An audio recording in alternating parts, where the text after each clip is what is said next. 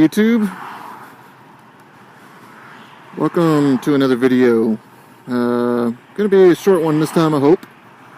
I just recorded one over at Cow Creek Road. I finally made it over there, made a video, but yeah, the topics weren't great. There was a lot of empty space. I don't know, it just didn't work out for me. And just to compress that video, it was going to take over like 4 hours, and it takes about double that to upload it to YouTube. So we're going to try another one.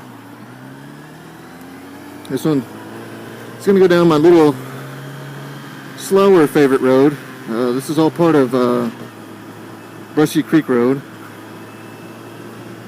It's not fast and it's not very fun, but it's kind of slow and interesting, so it'll give me a little time to talk about stuff. How's everybody doing? I'm good. Yeah, so you guys know, if you've been watching my videos, that I've been trying to adopt a kid, but the way things go is you typically end up having to foster the kid, and a lot of stuff, a lot of pain in the ass. And even if you get licensed to foster, you're not licensed to foster everybody. You can only foster like basic kids that have no real needs as far as special needs go, and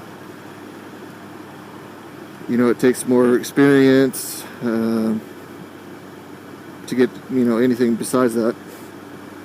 So we've been kind of on hold, and here we are at the end of April, and then started at the beginning of December, and we still don't have any kids yet. So I've been on the TARE website. Just Google TARE and you'll see what I'm talking about.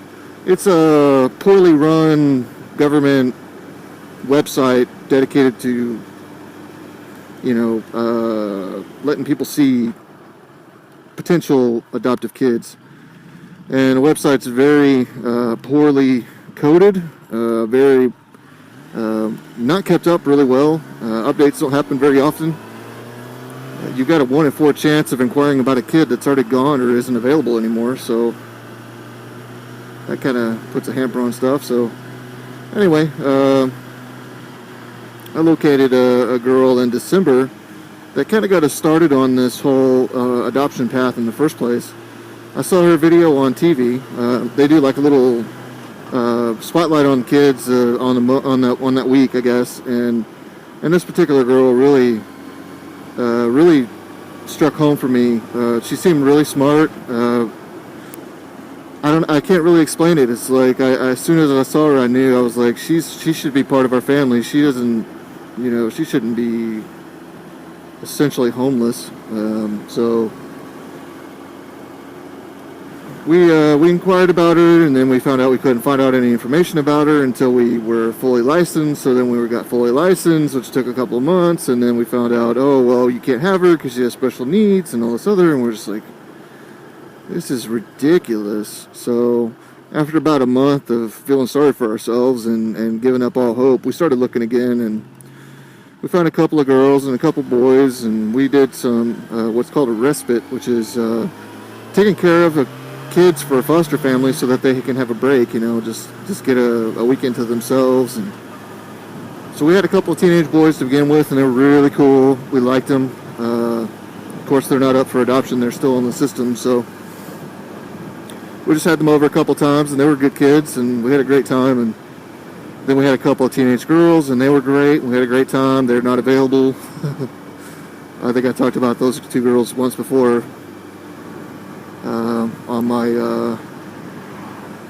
lake trip.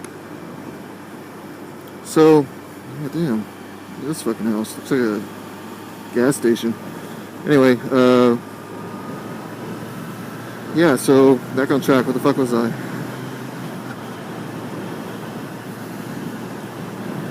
Yeah, I don't remember what the hell I was saying. So I was just reading through my email yesterday, and got an email from the adoption people, and they were like, hey, you guys remember that first girl that you were looking after, you were trying to get?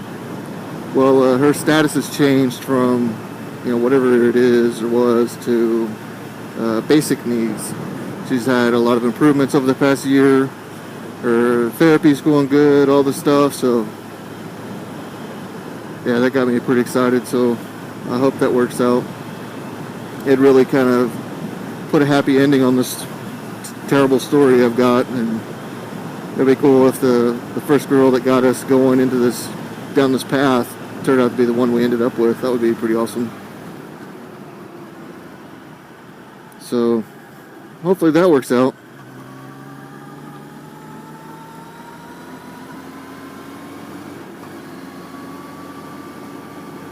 On that note, it's pretty crappy when the people who are running the foster organization, I think it's bad taste when they get pregnant. I don't know why, but that kind of bothers me. It's like, you've got all these supposedly great kids and, supposed to be doing the right thing here, but you guys don't. I mean, we could have natural biological kids also, but we don't. And you guys run this place? I don't know. That just seemed poor form, I guess.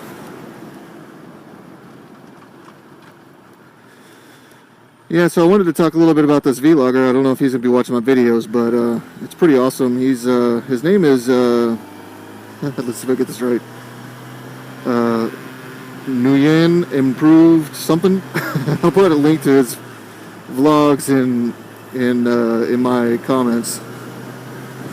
That was nice. She waved at least. And yeah, he's in Vietnam and he rides a little scooter around. And man, it's like a whole new world over there. It's like there's 20 million little mopeds scooting everywhere, and their culture is so much different, and it's really cool to see another world, especially through a vlogger's eyes. And he's probably one of the best vloggers I've seen in a long time. He's really funny. He's kind of off topic. He talks a little bit about his culture, but keeps it light. So it's really interesting.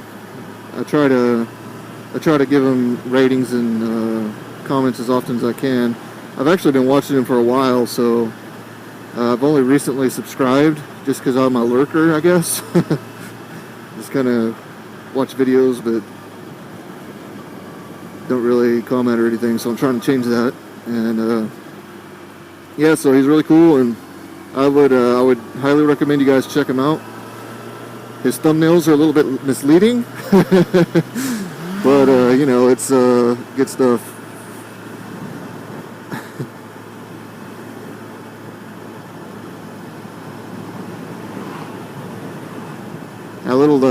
I try to put a little bit of personal events going on in my videos, that it not only serves as a vlog, but it also is sort of like a historical record for myself and anybody else who wants to watch my stuff in my family or whatever.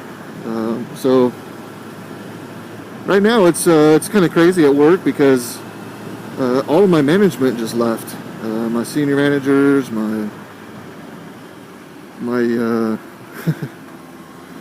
my VP, and then we lost several other VPs, and now the senior manager, the douche of the world, is supposedly my senior manager now, but not really, because he doesn't know anything that I do, and he doesn't, I don't know, I don't really take direction from him, so I treat him like senior managers are supposed to be treated, a couple of steps away from what's actually happening. They don't necessarily, they're not really my boss, they're my boss's boss, so if I don't do what they say, my boss gets in trouble, so just fuck it. So we're getting finally into the writing season, so hopefully I'll be able to put up more videos. I know I keep saying that, but there's a lot of happenings going on down here that I can be posting videos about. One that passed already that I didn't get a chance to do is South by Southwest. I know you guys have probably heard about that. It's just a music and video festival. I guess it's now a music video and technology, almost a testicle, technology kind of event. everyone from all over the world. They debut their new music videos. They debut their new motion pictures. Their bands are playing everywhere. And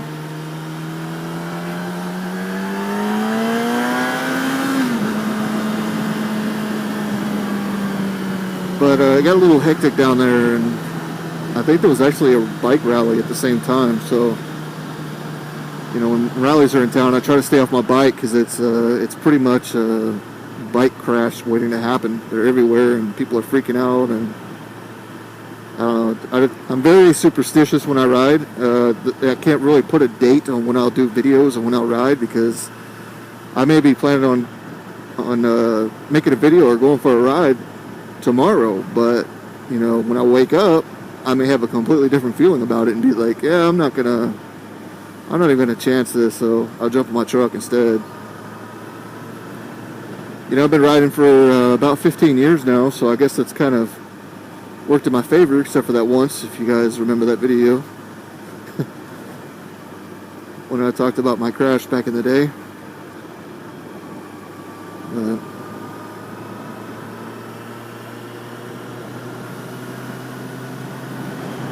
I'll take a spin through this park if this car behind me doesn't run me over.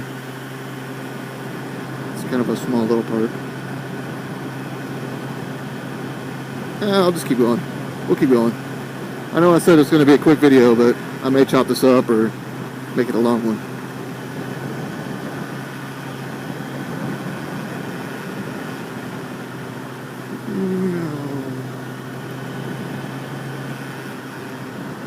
Of course, you guys can't be into vlogging without watching Baron von Grumble. Also an excellent vlogger.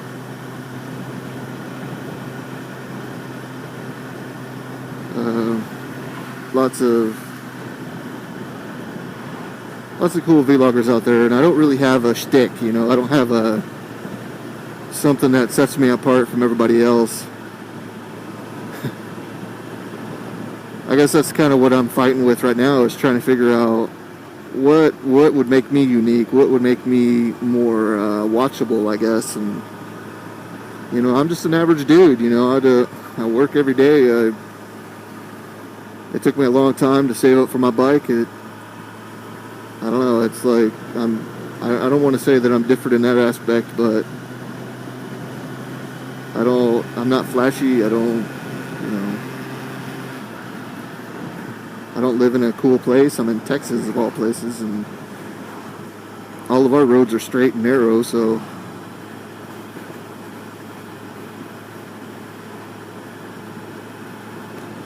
but I do appreciate the subscribers. I know I've been slacking on the videos lately, but I've been having a pretty steady stream of subscribers, so I appreciate that.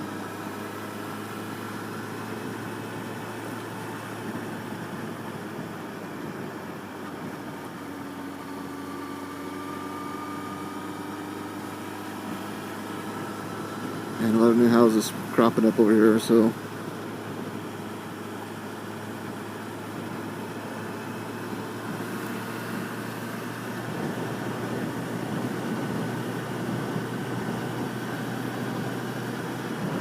let's have a peek in this park.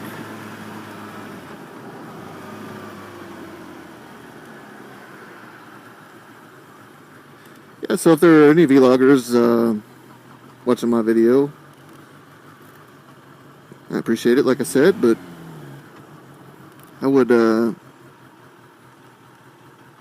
really have a couple of suggestions for you as far as your videos go. I'm a little bit different, I guess, a different watcher than most people that you have on your subscriber list. I just like watching motorcycle rides. So you know, you have your feed on YouTube when you have subscribers. I mean, you're a subscriber, and you know, every day I go in there about lunchtime, and there ain't a whole lot in there. So I'm gonna try to practice what I preach here, and I want you guys to put up more videos, whether they be short or long. And they don't necessarily have to have a whole lot of content, just riding. I love watching people ride, and I'm sure there are some other people out there that are the same. Let's take a garden snake, for example. The dude puts up a video almost every single day. And while I don't necessarily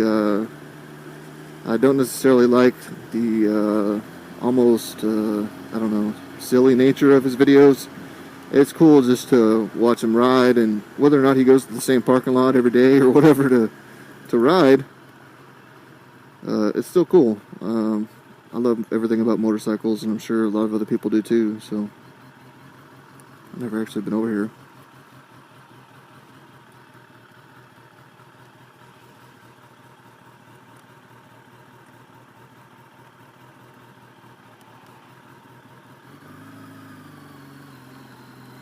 We'll just call this pot smoking corner over here. Little gravel.